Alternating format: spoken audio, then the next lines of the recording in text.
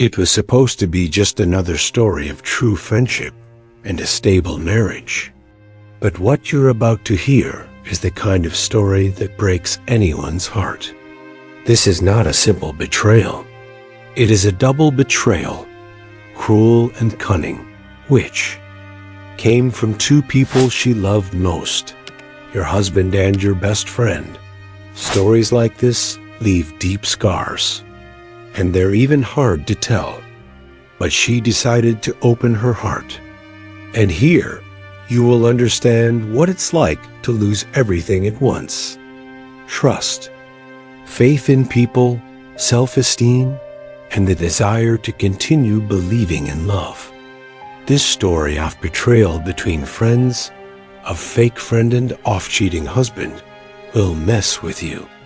It will make you wonder, what if it were me? Our character, who we will call Patricia, had a simple but stable life. Married for 8 years to the sea. Same man, she believed she was living a peaceful, mature love. The kind that goes through crisis and survives. By her side, she also had the constant presence of her best friend, Rebecca, an extroverted, lively woman, present at all times. Together, they shared confidences, tears, laughter, and memories from their adolescence. Rebecca was practically family, and that was exactly how Patricia introduced her to everyone.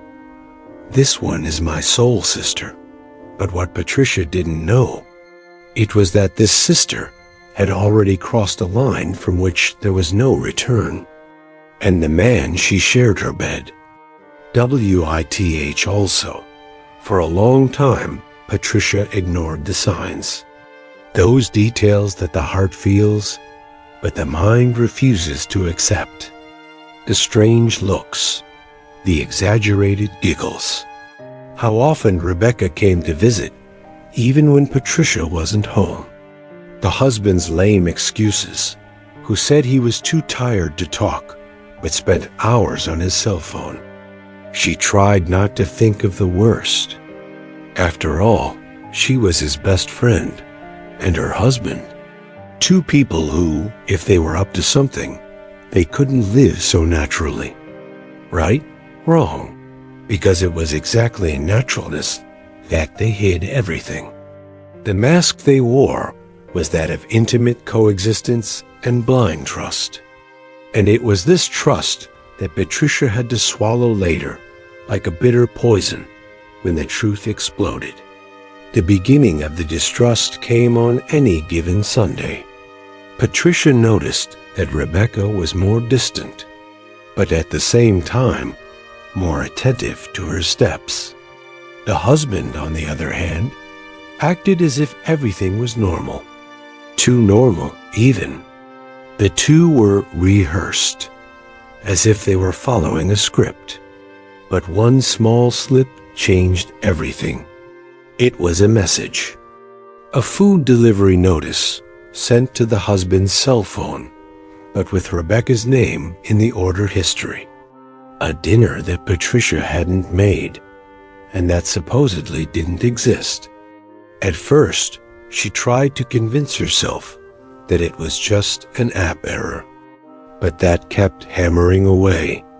Something inside her said, "You're being made a fool of." From then on, the pain began to set in. It wasn't yet the pain of confirmation, but the pain of doubt. And this is often even worse, because you feel guilty for being suspicious, but she feels stupid for ignoring it. Patricia began to pay attention to every detail, and the more I watched, the more signs appeared. A different scent in the car, a mysterious call refused, a bra forgotten behind the sofa. Rebecca said it was hers, that she had taken it off because it was tight. But why would she have taken off her bra at her married friend's house without warning, without reason? It was at that moment that Patricia began to crack inside. Little by little, trust turned to crumbs. And in place of love, the poison of humiliation grew. Our character was still trying to cling to any shred of logic, of coherence. But there was no more. Why the lie, when installed, contaminates everything, and she no longer knew who was telling the truth. Or if they ever said, she wanted to confront, I wanted to scream. I wanted to empty the chest suffocated with pain. But I still had no proof, and I didn't want to be the crazy one, the jealous one, the exaggerated woman. So she did what many would do. He fell silent and began to investigate, alone, suffering in silence, sleeping next to a man she no longer knew was hers, and hugging a friend who might have slept in the same bed as her. This story will still leave you speechless, because what you're going to hear next is details of a cruel, calculated, and coldly carried out betrayal. And you will understand why some scars' sympathy never close. And now I want to know, if it were you, what would you do in Patricia's place? Comment below, subscribe to the channel so you don't miss the next chapters of this true story, and share with someone who needs to know how far the falseness of the person next to us can go. If you are ready to dive into this story strong, intimate, and courageous, let me know so I can move on to part 2, where Patricia herself will open her heart and tell everything in the first person. It was supposed to be just another story of true friendship and a stable marriage. But what you're about to hear is the kind of story that breaks anyone's heart. This is not a simple betrayal. It is a double betrayal, cruel and cunning, which came from two people she loved most, your husband and your best friend. If you've ever been betrayed by someone who claimed to love you, or by a friend who swore loyalty, comment below. I know how. It hurts. And don't forget to like this video and subscribe to the channel. Real stories like this need to be heard. Stories like this leave deep scars, and they're even hard to tell. But she decided to open her heart. And here you will understand what it's like to lose everything at once. Trust, faith in people, self-esteem, and the desire to continue believing in love. This story of betrayal between friends, of fake friend and off-cheating husband, will mess with you. It will make you wonder, what if it were me? Our character, who we will call Patricia, had a simple but stable life. Married for 8 years to the sea. Same man, she believed she was living a peaceful, mature love. The kind that goes through crisis and survives. By her side, she also had the constant presence of her best friend, Rebecca, an extroverted, lively woman, present at all times. Together, they shared confidences, tears, laughter, and memories from their adolescence. Rebecca was practically family, and that was exactly how Patricia introduced her to everyone. This one is my soul sister. But what Patricia didn't know, it was that this sister had already crossed a line from which there was no return. And the man she shared her bed. WITH also. For a long time, Patricia ignored the signs. Those details that the heart feels, but the mind refuses to accept. The strange looks, the exaggerated giggles. How often Rebecca came to visit, even when Patricia wasn't home. The husband's lame excuses, who said he was too tired to talk, but spent hours on his cell phone. She tried not to think of the worst. After all, she was his best friend, and her husband. Two people who, if they were up to something, They couldn't live so naturally. Right? Wrong. Because it was exactly in naturalness that they hid everything. The mask they wore was that of intimate coexistence and blind trust. And it was this trust that Patricia had to swallow later, like a bitter poison, when the truth exploded. The beginning of the distrust came on any given Sunday. Patricia noticed that Rebecca was more distant, but at the same time, more attentive to her steps. The husband, on the other hand, acted as if everything was normal. Too normal, even. The two were rehearsed, as if they were following a script. But one small slip changed everything. It was a message. A food delivery notice sent to the husband's cell phone, but with Rebecca's name in the order history. A dinner that Patricia hadn't made, and that supposedly didn't exist. At first, she tried to convince herself that it was just an app error, but that kept hammering away. Something inside her said, "You're being made a fool of." From then on, the pain began to set in. It wasn't yet the pain of confirmation, but the pain of doubt. And this is often even worse, because you feel guilty for being suspicious, but she feels stupid for ignoring it. Patricia began to pay attention to every detail, and the more I watched, the more signs appeared. A different scent in the car, a mysterious call refused, a bra forgotten behind the sofa. Rebecca said it was hers, that she had taken it off because it was tight. But why would she have taken off her bra at her married friend's house without warning, without reason? It was at that moment that Patricia began to crack inside. Little by little, trust turned to crumbs. And in place of love, the poison of humiliation grew. Our character was still trying to cling to any shred of logic, of coherence. But there was no more. Why the lie, when installed, contaminates everything. And she no longer knew who was telling the truth, or if they ever said. She wanted to confront. I wanted to scream.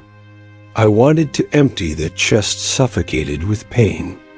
But I still had no proof, and I didn't want to be the crazy one, the jealous one, the exaggerated woman. So she did what many would do. He fell silent and began to investigate. Alone, suffering in silence, sleeping next to a man she no longer knew was hers, and hugging a friend who might have slept in the same bed as her. This story will still leave you speechless, because what you're going to hear next is details of a cruel, calculated, and coldly carried out betrayal. And you will understand why some scars' sympathy never close. And now tell me here in the comments, if it were you, what would you do in Patricia's place? Like the video, share it with someone who needs their eyes opened, and subscribe to the channel so as not to miss the next chapters of this real and revolting story. Hello, my name is Patricia. I never thought that one day I would have to tell a story like this. I never imagined that something so low could happen just with me, coming from two people I trusted most in the world.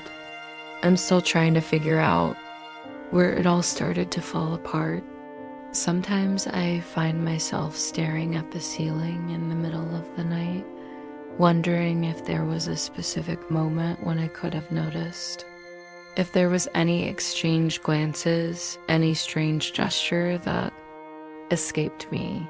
But honestly, I never wanted to suspect, because when we love, we close our eyes.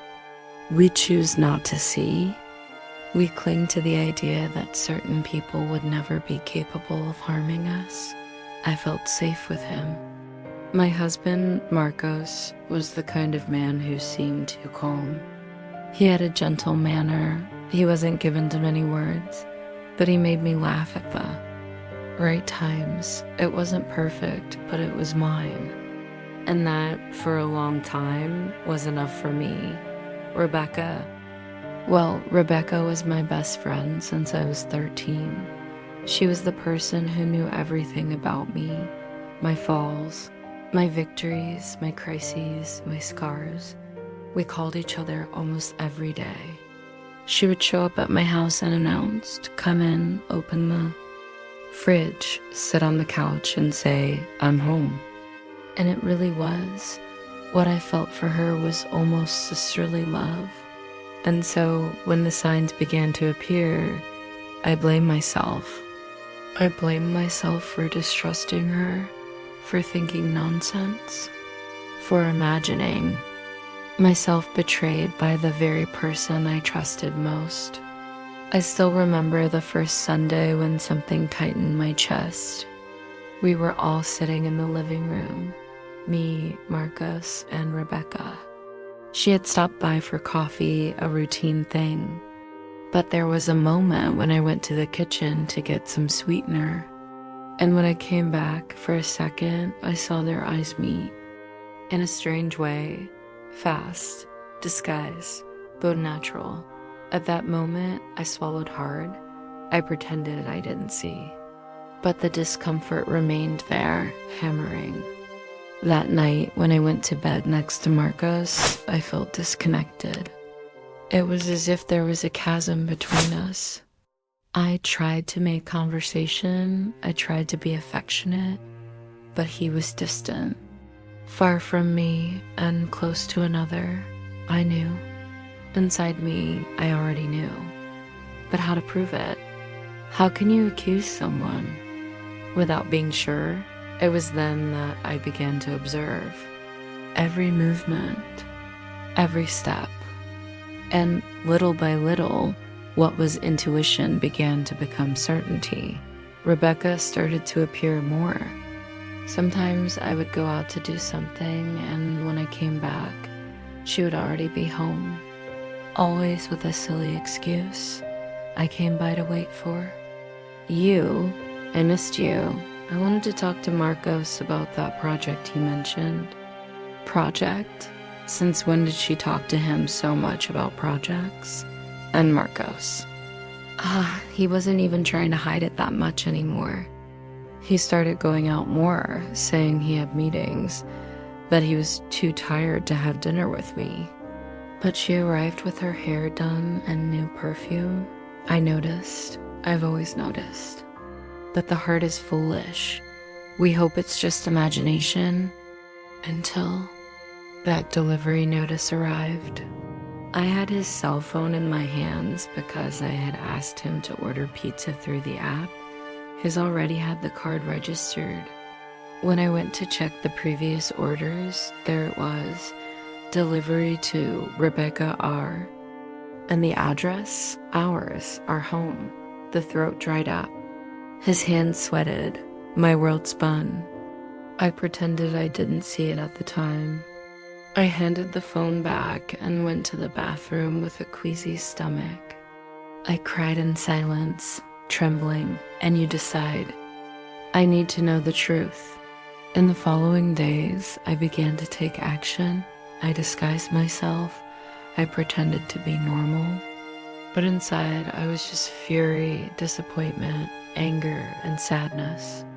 I installed a tracking app on his phone, which he didn't even notice. I started asking indirect questions, and I even set up a fake date with a cousin just to see what he would do at home alone, and he fell right in. That night, he took someone into the house. I saw it on the tracker. I came back earlier than expected. I went in with my heart in my hand and with my cell phone recording in my pocket, but they were gone. It was close, but in the bathroom, the pink toothbrush, which wasn't mine, was on the sink. A pair of panties rolled up in the towel basket. And in the trash, a condom wrapper. He never used a condom with me. I think at that moment, my soul left my body. I sat on the floor and cried for hours. I cried until there was nothing left inside me.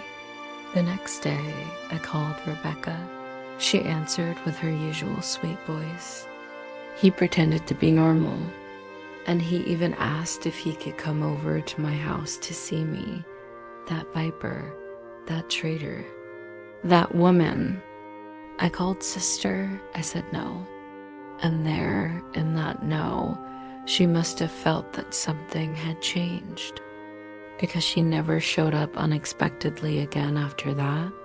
But I wasn't going to just remain suspicious. I needed more. And what came next, it was much worse than I imagined. If you've ever suspected someone and been afraid to confirm the truth, comment here. I felt that fear. This really helps to spread this outburst. Don't forget to like the video and subscribe to the channel to keep up with everything that's yet to happen, because the most painful part of my story is yet to come. I wanted to say that I was strong. I wanted to say that I faced everything with my head held high. But the truth is, at that time, I felt destroyed from within. I was dealing with something that seemed unreal. How could a woman I considered my sister, the only friend I trusted with my eyes closed, it could be the same person who smiled at me? And then I lay down with my husband in the same bed where I slept. Those panties in the basket, that toothbrush in the bathroom, the condom, wrapper in the trash, and the history of the food order with Rebecca's name. That couldn't be a coincidence. But still, I needed more. I needed to see it with my own eyes. That's when I decided to do the unthinkable. I created a fake Instagram profile. I created a fictional woman with a common name and a generic stock face. I started following Marcos, and to my surprise, he followed me back. 2 days later, he replied to a story with a fire emoji. I thought I was going to vomit. I tried to remain calm, pretending it was just a test. But what came next removed any doubt. Through the fake profile, I started a conversation. Flirtamos, and he entered the game. He said he was married, but that the marriage was cooling off, that he felt alone, and that sometimes I needed to escape the routine. Escape from the routine, he said. How can someone be such a scoundrel? But it didn't stop there. The next day, Marcos left his cell phone lying around. I took advantage of the distraction and took photos of several WhatsApp conversations. And there came the final stab. There was a contact saved as B. I clicked, era Rebecca, and what I saw, it made me shiver. Intimate conversations, old messages. They exchanged photos, audios. They called each other love, my addiction, my good madness. She said it was hard to fool me, that I was observant. And he responded with giggles. He said it was part of the challenge, part of the fun. I fell to the floor, alone in the bathroom. The uneven breathing. The cell phone was shaking in my hands. I felt like garbage, a disposable human being, the backdrop of a dirty story. At the same time, I sent her a message. No beating around the bush. I just wrote, "You were the worst disappointment of my life. I hope what you built with him is worth more than our friendship of almost 20 years. She took her time, but he answered, you don't understand what happened. Things got out of control. I swear it wasn't planned. Did they get out of control? Like this. You break into your friend's house, pretend to be her sister, and get involved with her husband. And you say it got out of control? That wasn't a stumble. It wasn't a slip. It was a betrayal built little by little, filled with lies, malice, and cruelty. Marcos tried to deny it at first. He said that Rebecca was making things up, that she must be in love with him and getting everything mixed up. But I showed the prints. I showed the audios. He fell silent. He didn't apologize. He didn't cry. He didn't beg. He just looked at me like he was caught. And I was just waiting for the verdict. And you know what hurt the most? It was the fact. Faith shows no remorse whatsoever. It was like it was just another annoying problem to solve.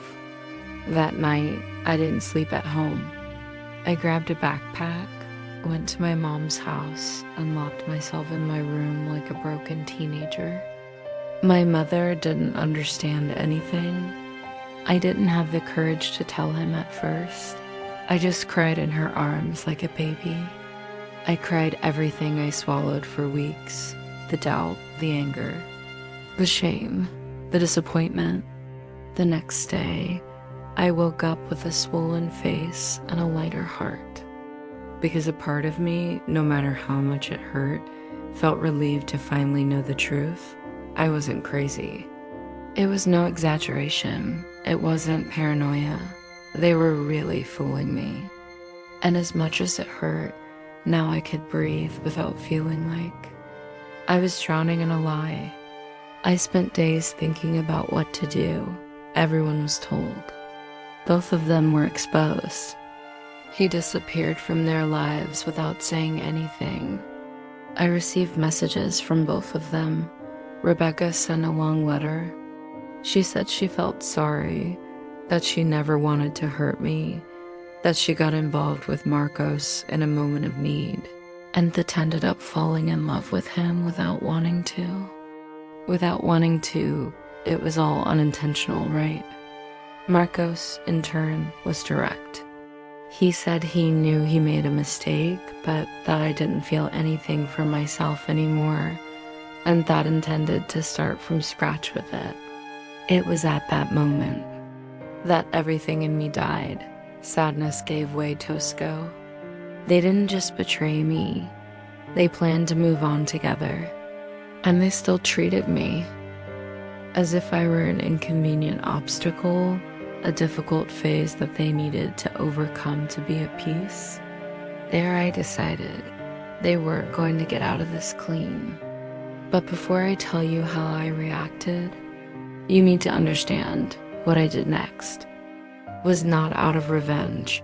It was for me to regain my dignity, to remind them and myself that I wasn't weak. And if it were you, would you have the courage to take revenge, or would you prefer to disappear and move on with your life? Tell me in the comments. Leave your like, share this story with someone who has suffered from a fake friendship, and subscribe to the channel. Because what I did next will surprise you. It took me days to get out of bed. The pain of betrayal still throbbed inside me like an open wound, but something started to change. Sadness gave way to something else, a strength I didn't know I had. I realized that I couldn't let it end like that. They couldn't just throw me away like I was a forgettable part of their lives. As if I were a nuisance, an obstacle, a wall to be broken down. I wasn't that.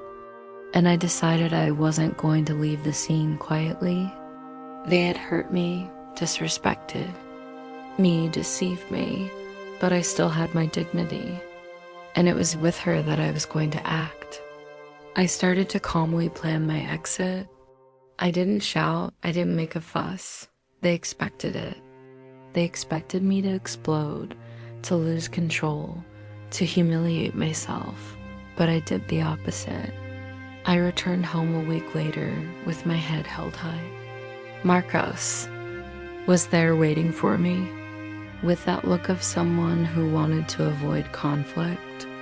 "We need to talk," he said, and I replied coldly, No, I just need you to give me space. I've already made my decision. He looked at me suspiciously. I was expecting a scene, maybe a crisis.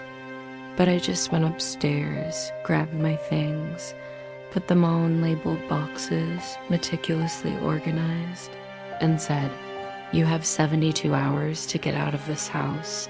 I will not live with a traitor." He tried to laugh, to mock. "The house is in my name too." I turned around, took a deep breath, and said, looking into his eyes, "You have no idea what I discovered. And if you want, I can take this to the lawyer." That night, I slept on a mattress in the guest room. And there, with tears in his eyes, but with firmness in his chest, I swore to myself that no one would make me feel so small again. The next morning, I took action. I sent an email to his work HR department, attaching screenshots of his conversations with Rebecca, because, yes, she was also an employee of the same company as him. And what's more, according to the audios I had saved, they had used office hours to meet several times. It was an ethical violation, and I knew that information would carry weight. Maybe I was acting on the edge, but I didn't want gratuitous revenge. I wanted every choice to have its consequence. On the same day, I sent a message to Rebecca, short, cold, with just one photo, her and Marcos kissing, an image captured by a security camera on the street. At my front door, on a day when I said I was traveling, she didn't answer. But in the WhatsApp status, he posted a sad song. Those typical indirect remarks from someone who wants to appear like a victim. That was what revolted me the most. The ability of these people to invert reality, of placing themselves as victims of their own mistakes, as if love had happened and they had no choice. They had a choice every day, and they chose to betray me. It didn't take long for gossip to spread around the company. Rebecca asked for leave. Marcos was called to an internal meeting. He didn't tell me what happened, but days later, I received an official notification saying that he had requested voluntary dismissal. Shame finally got to him. Meanwhile, I began my reconstruction. I looked for a therapist. I started walking every morning again. And I started writing in a notebook, a diary where I poured out everything that still hurt. Deep down, I knew it wasn't just about cheating. It was about finding myself again. Because for years, I had put others at the center of my life. Marcos, Rebecca, my marriage, my friendships. And now, for the first time in a long time, I was choosing myself. My mother was my foundation in this process. She looked at me with eyes full of pain, but also pride. She said, "You're getting back up stronger, daughter, and no one will bring you down anymore."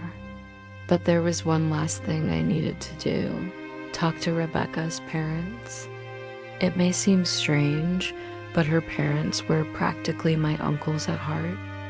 They have been with me since childhood. They called me their foster daughter.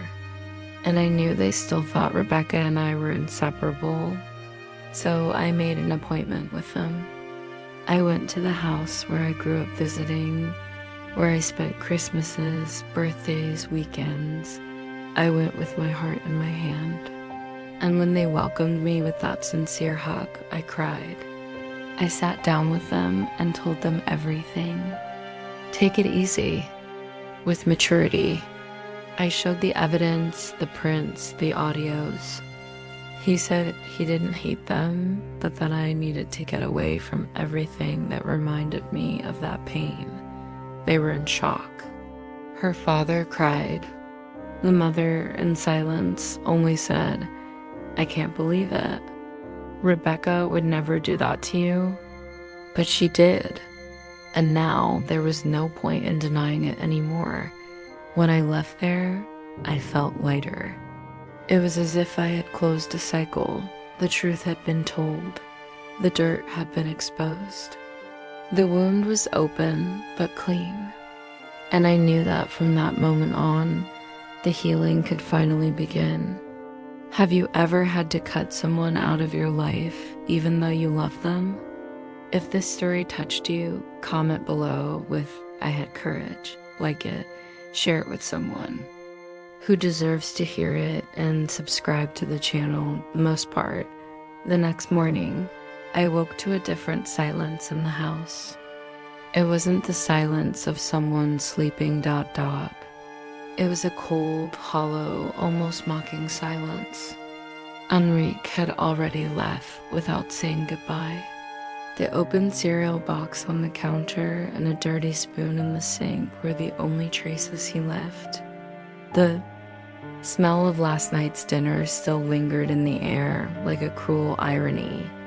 The same smell that the day before had enveloped a plan now made me want to vomit. I tried to drink coffee, but the food wouldn't go down. It was as if my throat were closed, suffocated by a rage I pretended to control. I glanced around the room.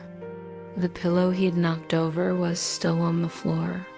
Funny how small details become knives stuck in the chest. I remembered her face. The shamelessness disguised as sweetness, the quick glances they'd exchanged, and that high-pitched laugh of hers echoing like an insult. That day, I went back to work, but I wasn't productive. One typed and deleted, opened and closed spreadsheets, until I found myself staring at the screen for almost 20 minutes, oblivious. A colleague asked if I was okay, and I replied with an automatic smile. Just tired. Little did she know that my fatigue was from the soul. If this story touches you, comment below. Would you have the courage to do what she did? Right, I wouldn't accept it, or I've been through this. And let's talk in the comments. I returned home late in the afternoon, my head already boiling. I needed to do something. And it was at that moment that an idea formed within me, like a cold flame ... Yes, cold. Because I didn't want to scream. I didn't want to slam the door. I didn't want to stoop to their level.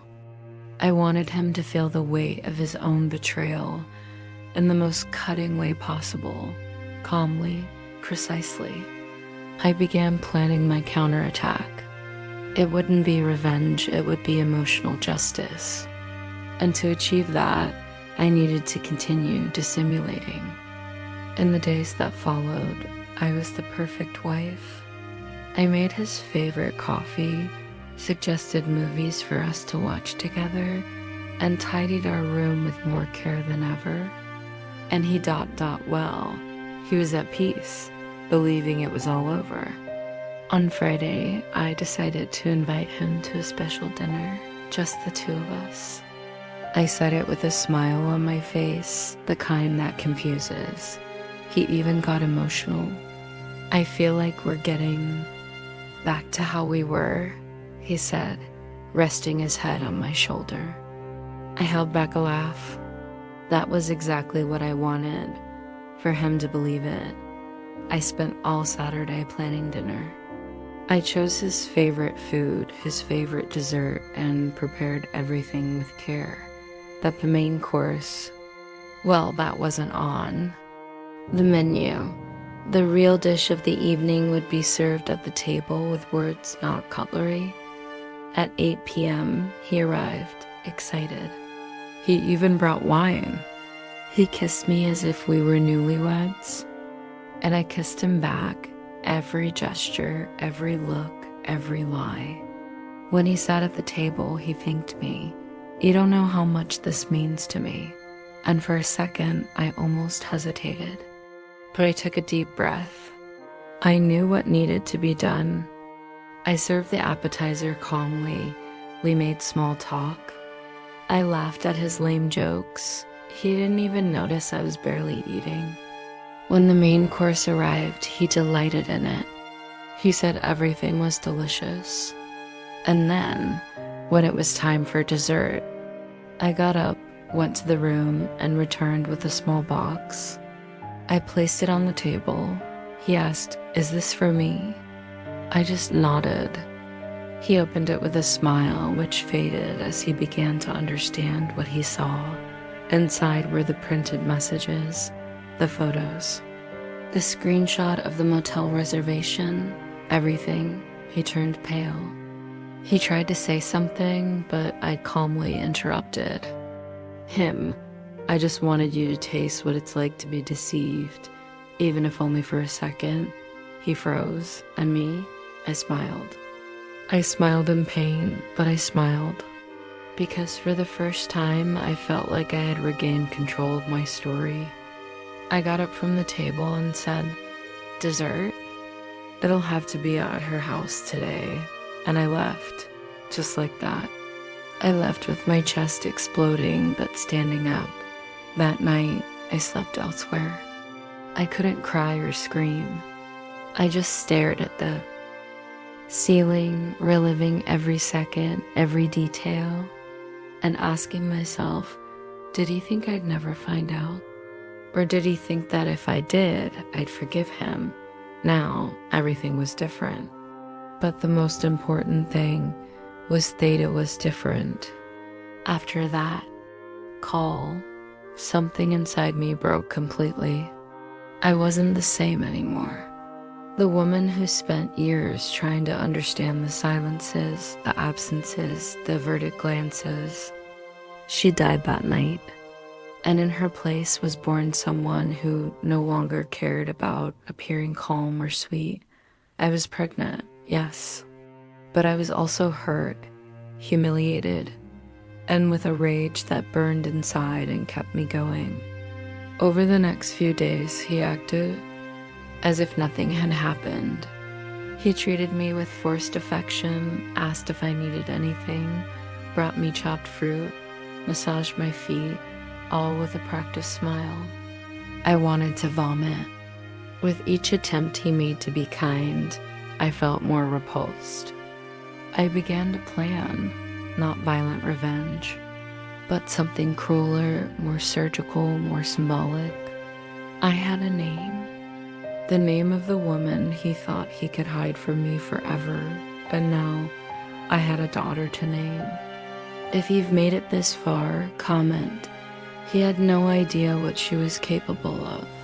And subscribe to the channel so you don't miss the end of this true and breathtaking story. I spent hours thinking about how to do this, how to fit that name without sounding forced, without drawing attention. It was during a prenatal appointment that everything made sense. The doctor commented on compound, names on their sounds. She suggested some examples, and then I blurted out, "What if it was Isabella Clara?" She smiled. She said it was beautiful, delicate, that it suited her. I smiled too, but inside, my heart was pounding. Clara, her name, Clara, the woman he was in love with. Clara, the woman he claimed to love while I slept beside him. Clara, the woman he laughed with on the phone. Clara, who perhaps thought he would soon leave everything to be with her. Because now Clara would be with me. Forever, I returned home with this decision sealed. At dinner, I ate in silence. He looked at me anxiously, trying to maintain a normalcy that no longer existed, until I asked casually, "Have you thought of names for our daughter?" He seemed excited, relieved that I'd brought up the subject. He suggested some basic common names, repetitive. So I said quite naturally, "I thought of Isabella Clara. What do you think?" He froze. It was only for a second in which her eyes lost their color, Her smile faded, and her fork stopped in midair, but I saw it, and that was enough. "Beautiful, love," he said, trying to smile. "Very beautiful." Oh, I wish I had filmed that moment. In the days that followed, every time I mentioned Clara, it was like poking at an open wound.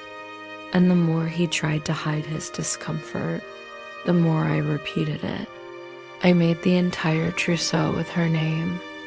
I had it embroidered on the towels, pillowcases, and blanket, Isabella Clara. Each letter was a sweet stab, a vivid reminder of his betrayal, until one night it exploded. Why that name? He cried, as if he'd been holding it in for a long time.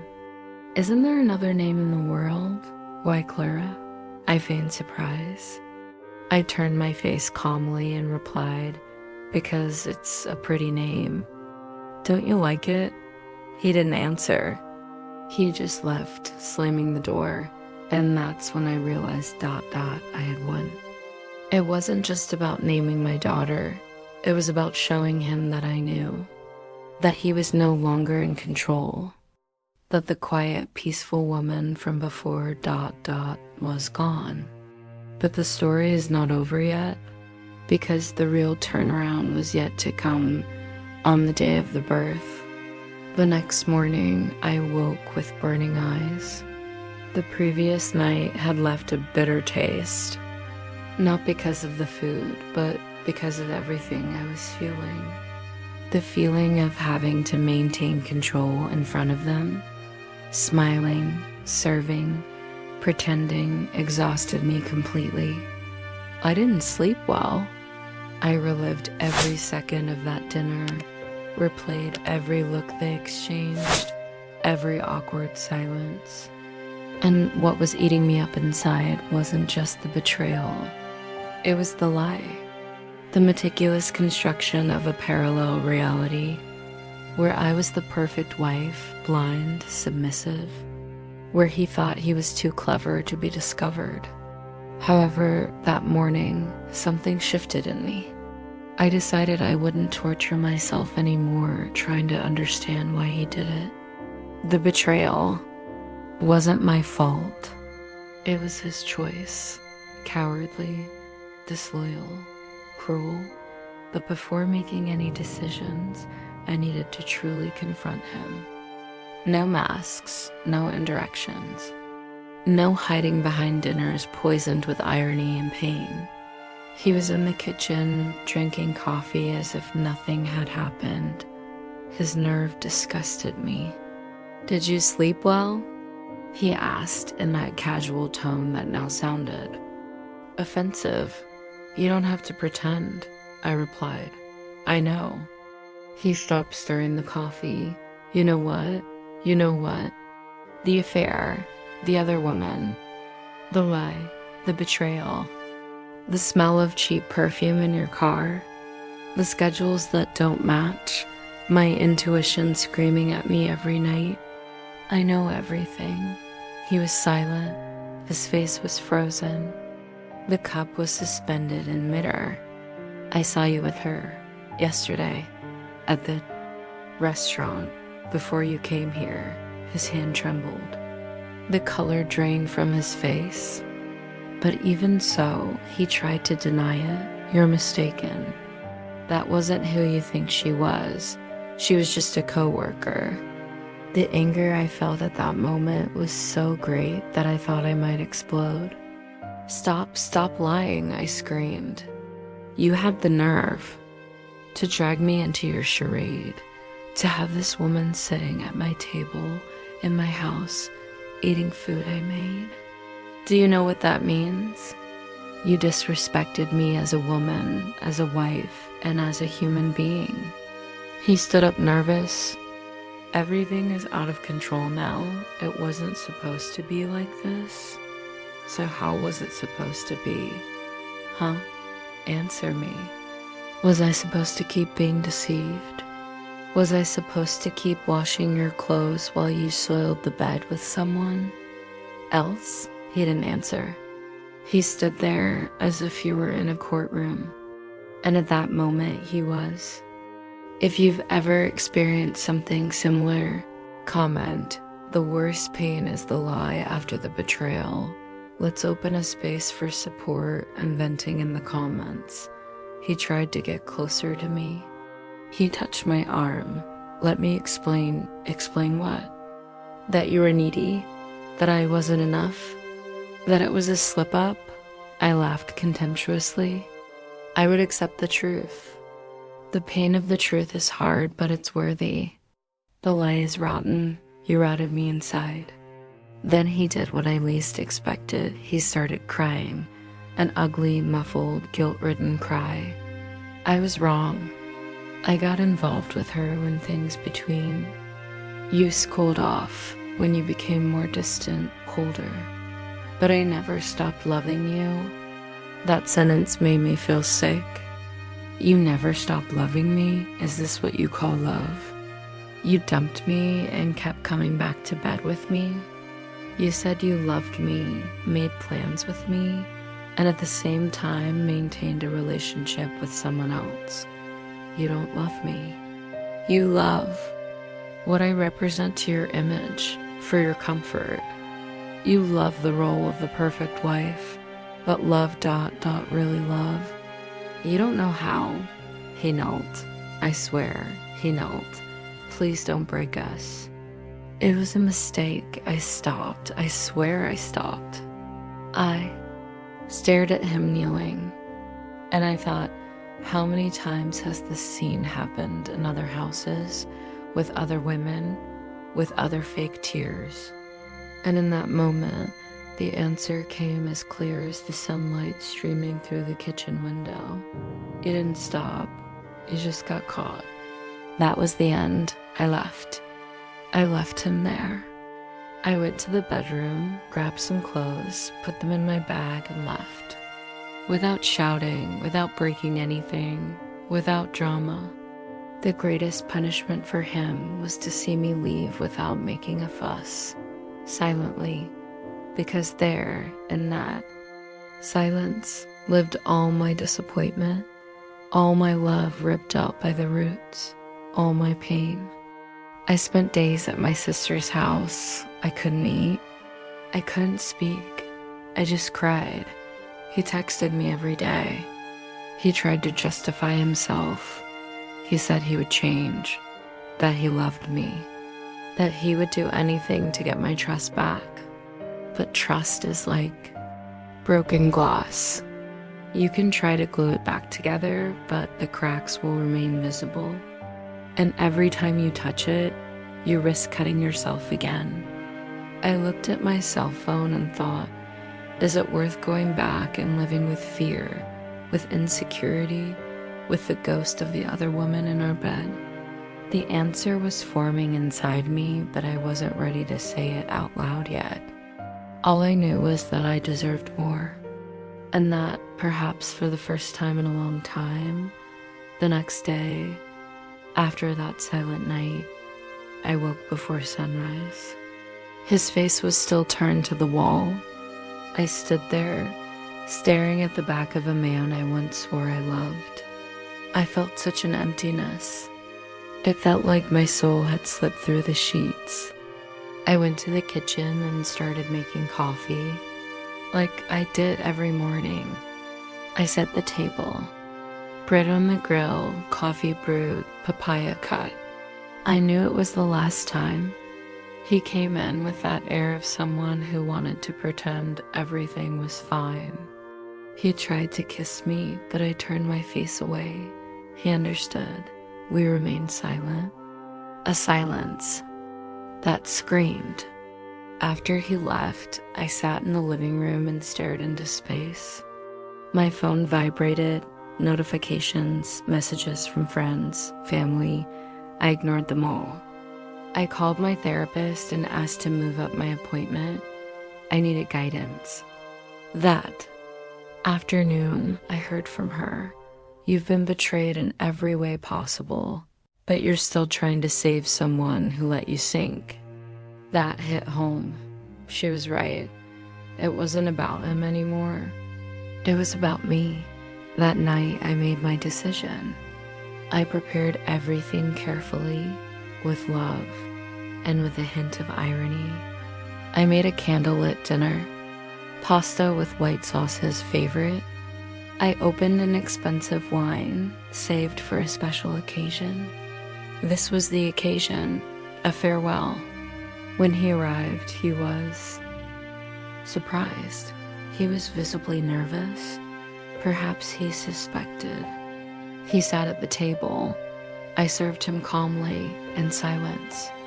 He sat down as if nothing had happened, and then we toasted. I finally smiled. To the love that died, I toasted. He swallowed. Hard. What's this for? He asked suspiciously. To end the cycle, as you deserve, with your lover. With everything out in the open, he turned pale.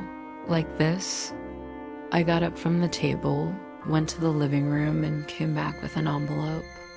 Here are the screenshots, the audio, the evidence. And what's more, here's the power of attorney for the sale of the apartment. I sold it. I've already bought another. One just for me. And tomorrow, I'll deliver the signed divorce papers. He was speechless. I never seen him so speechless. So small. His lover was sitting there at our table, too invisible, but present in every gesture, every memory, every tear. You destroyed everything, but I rebuilt it. I got up. I went to the room. I grabbed my suitcase. Yes, the suitcase was already packed. Aren't you leaving? He asked. No. You go. This house is not yours anymore. He got up. He went to his room without saying anything. He grabbed a few things. He left. He didn't look back. I sat back down at the table. I ate some more pasta. The wine was full-bodied and sweet. It tasted like freedom. The next day, I posted a photo with a simple caption, "Starting over is an act of courage." And I had it. The comments came flooding in. So many women, so many stories. I realized I wasn't alone. And I never would be again. Today, when I look back, I still feel pain. But I don't carry guilt. I did what I could. I gave what I could. I loved with everything.